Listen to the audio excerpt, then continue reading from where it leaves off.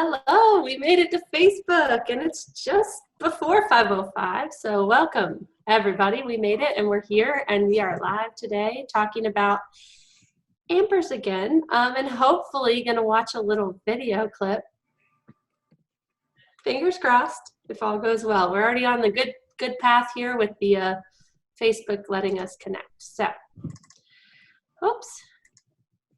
All right, so I'm going to dig in, digging in to Amber skills. That was my first slide. So PAC team, go ahead and take a look at these. Now, I have them labeled slightly differently than we normally do. So normally this will say healthy brain, this will say early Alzheimer's, this will say late Alzheimer's, and this last one will just say child. But I wanted to give you a little bit of a, still this glucose burn down here in the bottom right. So red again means your brain is firing on full. Yellow, a little less, green, a little less, light blue, it's on, but it needs to be kicked into gear. And then purple are those empty blank spaces. And so when we talk about ambers, because that's kind of what our focus has been this week, we're actually somewhere kind of in the middle of these second and third brain. So while we look at these brains, go ahead and tell me, what do you notice? And this top one again, the top line is the same brains, but it's a crown shot. And it's looking at glucose burn while I try to think of animal names.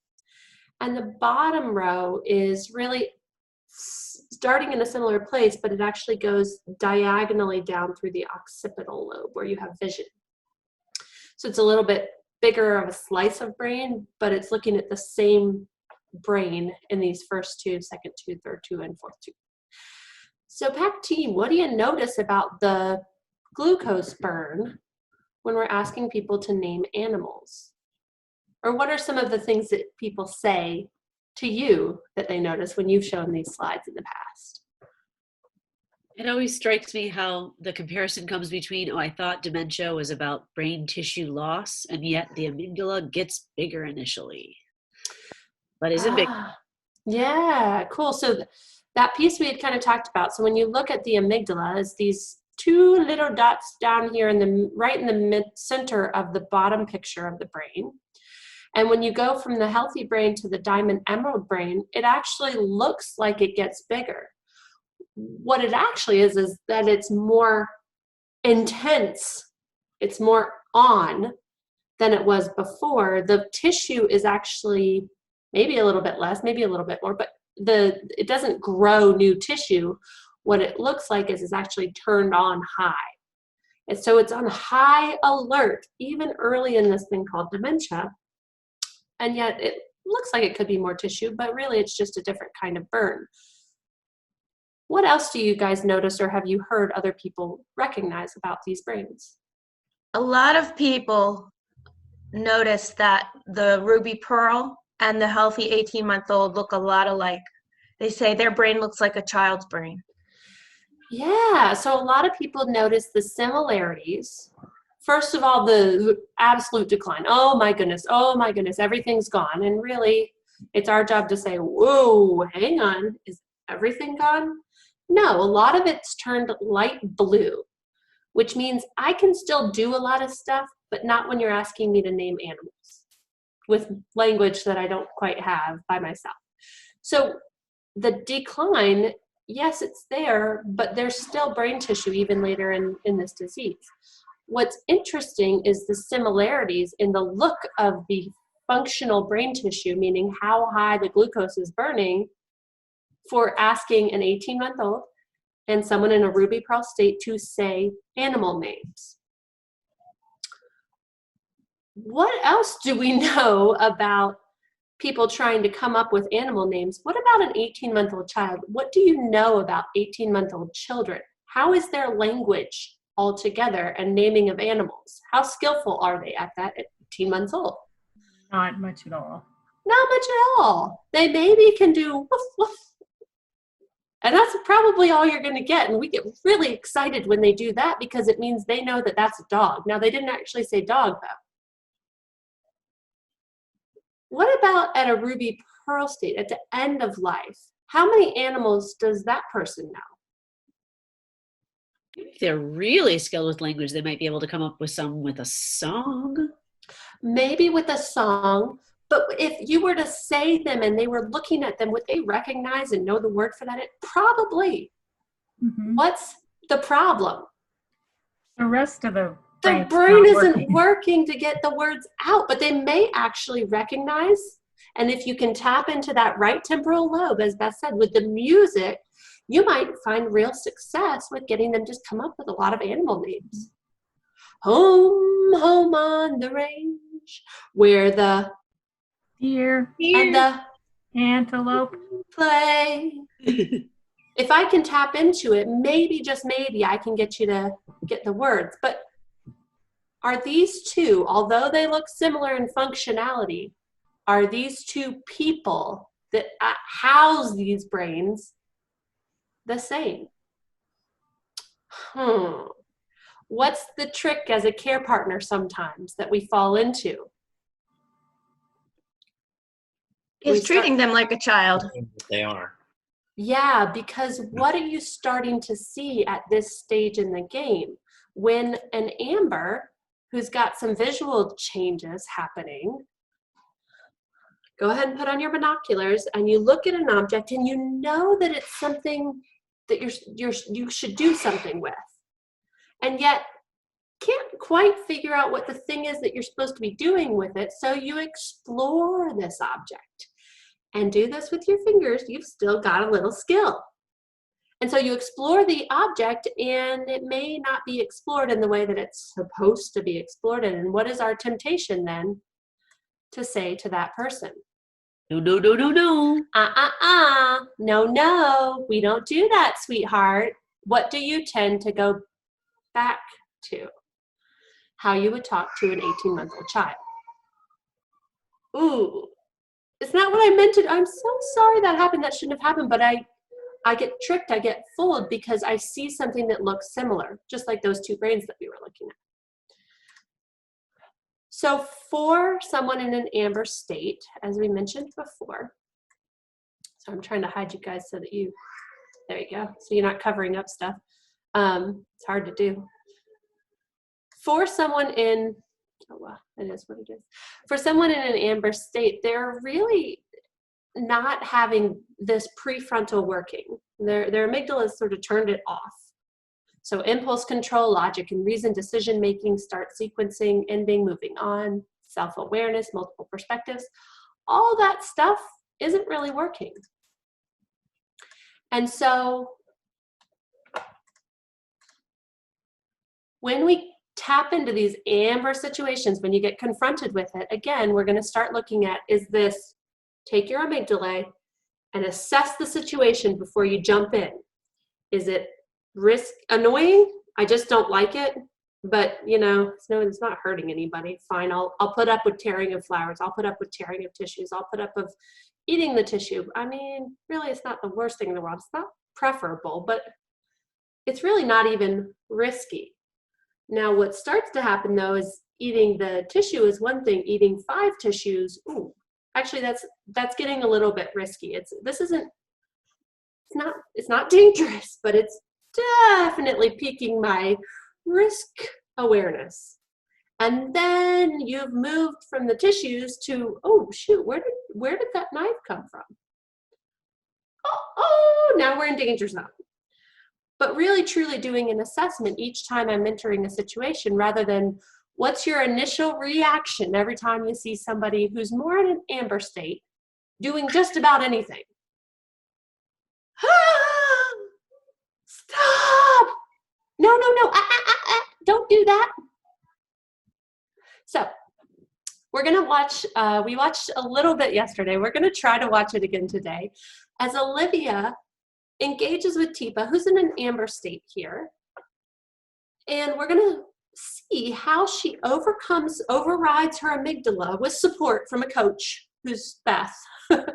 And she's gonna try out a couple of different techniques and we're gonna see if we can pick them up.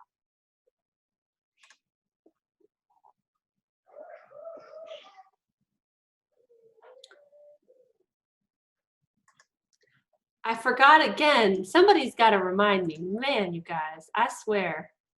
Here we go. Okay, we're gonna try again. This time you'll hopefully be able to hear it. Let's try it. Teepa? Hi. Oh yeah, you like that? Leave out stuff. Mm-hmm. Not bad. Now leave it on your neck or take it off. Oh my goodness. I'm not gonna do it again today. Okay, so what did Beth say out loud for Olivia so that she could think in the moment? Are you gonna Take it off your neck. Or take it off your neck or leave it on? Which one are you wanting to do? What is her brain probably screaming at her right now? No, she's got my necklace. She's got my necklace. But I thought it was funny that she started to take her sweater off. Like that's how her brain was like, oh, and she was like, don't take the sweater off, take the necklace off. Okay, so we're gonna watch it again. I'm not gonna try to skip forward. So we're just gonna watch the first few seconds. I'm gonna be very careful with my clicking. You guys can talk about what you want to talk about. Hey, Teepa. Hi. Hi. Oh yeah, you like that? Leave out stuff. Mm-hmm. Not bad. Now Leave it on your neck or take it off. Oh. Because she can't hurt it. Oh, that's good. Thank you. You got it. Cool. Look at that. 1, 2, 3, 4, 5, 6, 7. All good and don't go to heaven. Okay, so what do you see Olivia doing with a fair amount of skill that a lot of adults wouldn't be able to do? she's just going with her. She is going with it. She doesn't care if she doesn't know the thing. What did Teepa's counting? I can count. She also got into supportive stance. Ooh, really interesting, and something that would be easy to miss if you weren't paying attention. When she came in and offered her hand down low, unfortunately, what was actually in Teepa's visual range was that necklace. So Teepa reached out and grabbed the necklace. As soon as Olivia's helpful coach behind her allowed her to take the necklace off and it wasn't attached to her anymore, she was able to get herself into supportive stance on Teepa's right dominant side. And now Teepa doesn't have her front as a visual, because if I see it, I'm going to try to touch it. So Olivia eliminated a visual cue that might be troublesome for her. Yeah, look at that. Here? Oh yeah. That's good. Oh boy, look at that. Oh. Check out Let me hers. see that. Let me see that. Oh. No, let me see that. Can I hear? Yeah, you can see it. You want to take it off? Yeah. Okay, what's something else that kids are much more familiar with and comfortable doing than most adults would be? Just taking off a piece Off of her shoe. It's a shoe. Who cares? Yeah, she wants my shoe. Sure, you can have my shoe. Now, that may not be realistic for you as a care partner. So what do you do? What was Beth cueing? Did anyone notice what Beth was trying to cue in the background as someone with a little bit more experience in this field? Trying to start rhythm by stomping the feet. So Teepa had shown I can do counting and I respond well to the rhythm of your voice. So Beth was thinking, ooh, she sees my shoe before she gets down there, because what's the thing that if Teepa saw it, what's going to happen next? She's going to want to touch it, and that's not especially safe all the time, especially if my foot is still in my shoe or it's harder to get off than Olivia makes it appear. So instead, if I can start stomping very visually and bring Teepa up with my hands, maybe I can get the attention off of that exciting thing down at the ground that I'm attached to and see if I can substitute an interaction with me for this shiny thing down there. So a substitution, not a subtraction. Let's watch just a tiny bit more to see where Olivia takes it. Here. How do you like that? Whoa. Whoa. That is something. Look at that. Yeah. Ooh, okay, what was Beth very helpful with here? Helping keep Olivia on track. What's Olivia doing? She put her necklace back on. Hooray. And then what? Tucking it into her shoe. She was just going to leave it out there. And then what's going to happen the very next time Teepa looks at her? All over again. All over again. And we'll say out loud, she does this every time. And yet what are we setting up? Every time. So let's take a minute and talk a little bit about what happens when, I'm going to stop sharing for just a second. What happens when we look at those two brains, or we see someone acting like Teepa's acting, and our brain says, oh, that's childlike. What is our framing at PAC? How do we look at gem states? Because we do talk about, and I'll bring Braden out in just a minute, who's in an amber state. And we can all be in amber states. What's the difference between someone in an amber state living with dementia and someone as a child who's in an amber state? What are some of the differences that we know exist?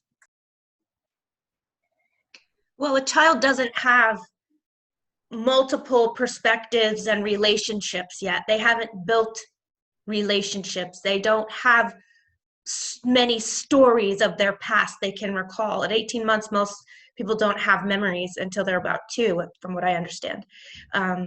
So that's one aspect. So memories is a really important one. And one thing that we talk a lot about, everybody tap your right temporal lobe, muscle memory or automatic autonomic memory. One of the big keys that supports someone living in an amber state, hand under hand for the next step, for the next step, for the next step. That works with someone living with dementia because they have muscle memory. Does he know how to do eating with utensils all on his own that I could tap into a muscle memory? No. Oh. So I have to do a lot of modeling and supporting, but hand under hand isn't going to be nearly as effective. What about one of our other strategies, substitution rather than subtraction? So what does that look like with someone living with dementia? It also it depends. Are you getting like the object permanence? Like once I can make an object exciting, do I actually recall in that moment whether or not the thing that's been subtracted or substituted, when it's gone, how gone is it for me? So thinking back to Olivia and Teepa on the video, if she shows Teepa that necklace again, what is definitely going to happen? Because it's the most exciting thing on Olivia. What color was she wearing? Gray and black. She offered her hand, but it was here. Teepa couldn't see it. So what's the most exciting thing? Front and center, a shiny necklace. What happens if Olivia doesn't make herself more exciting than the thing that Teepa's interested in? I'll see No, it give again. it to me. No, give it to me. Did we see that with her shoe? Yes. Okay, so now your job is to think about, is it the same or is it different with someone who's learning and in an amber state? What's he doing right now? Can you guys see what he's doing? Touching all of the things. He's touching everything. He's touching everything. These are little Czech cereals, and he's, you know, basically not interested in eating them, but he is interested in what? Oh, he just ate one. Oh. Now he So, is. what's the key with ambers? Expect the unexpected and be ready for anything. But if he has something that I really don't want him to have, like this, or he starts doing something with this, which is the headphones, which the very first thing he did with it yesterday was take this, the rubber piece, and put it where? In his mouth. Yeah. So if I just let him have it, suddenly it's not the most exciting thing in the world anymore. What's the way to get him to want it? Ooh, Braden! Hi! Da, da, da, da, da, da. Can you clap with her? Can you clap with her? Here, let me hold that. You clap with her. The farmer in the dell, the farmer in the dell. Hi ho, the dairy o, the farmer in the dell. I picked a song I barely know. What happened? With skill, Now he's like, wait, what? Where'd that go? But with skill, Beth was able to make herself more exciting than the thing that he's holding on to. Sometimes it's easier than others. So let's pull you back up. Which of the strategies, let's go ahead and pull you back here. Which of the strategies will work with Amber's? Well, step-by-step guidance, giving a demonstration or showing, hand under hand. Offer something to handle, manipulate, touch, or gather. Sometimes it might be your own self, but substituting, not subtracting. Does it sound different or look different when there's someone who's an adult living with dementia in an amber state, someone who's a child in an amber state? What's the biggest piece to be aware of? The way that I said Braden. Braden! We try to do that for older adults, and it's a PAC pet peeve almost, where we don't speak to adults like babies. So it's going to be different, but still as exciting, as opposed to, ooh, Teepa, which is how you get excited for an adult. So a lot of it comes down to, everybody do this, the tone of speech, the rhythm of your speech, and the volume of your speech, because tone, rhythm, and volume are still readable whether you're an infant, whether you're an adult living without dementia, or whether you're living with dementia. That piece of my brain stays. I want to sound excited to see you, but not Beth, because that automatically, I've told you, you're here and I'm here. We try not to do it with kids, but man, sometimes it's really hard, and they are okay with it because they're just learning it. There's a lot of similarities, but boy, are there a lot of differences. So practicing our skills, being excited to see someone, practicing substitution, not subtraction, and trying out hand under hand for Ambers, whether they're living with dementia or not, is all something that we're all working on. How do you make it sound like I respect you and we're here, you're not here? So thanks everybody for joining us today. Thanks PAC team for giving us some expertise. And thanks Beth for helping me get my earbuds away from Braden. Hey folks, thanks for watching. Please like and subscribe to help us spread Teepa's positive approach message around the world. And don't forget to click the bell to get notified when new videos are posted.